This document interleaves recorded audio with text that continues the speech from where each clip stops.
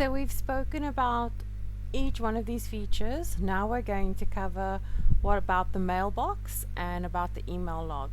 So firstly, the email log shows you specifically which emails were sent and also what was opened. Okay, it can be for all emails or for a specific time period. It can be a specific template. It can be specific ones related to certain staff members or related to certain things like whether it is in lead status, in task status, that we are looking for. So it makes it very easy for you to find overall emails and still for you to know. So that's if you're looking at the email box as a whole. And this is also where more than likely somebody would be working from if they were checking something. Then the mailbox.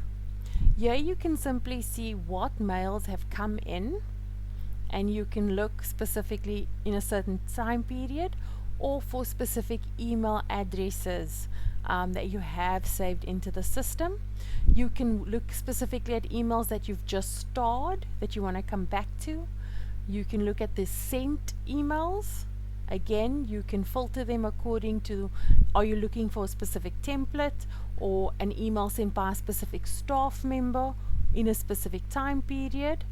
You can look at all the unread emails, what's in the trash, and you can of course double check your IMAP settings and your overall settings for staff here as well. So this controls who can see and who can't see certain email boxes and who can or can't send certain email boxes, emails from certain boxes.